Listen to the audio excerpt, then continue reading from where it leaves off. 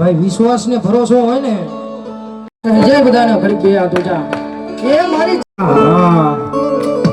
અને કારણ કે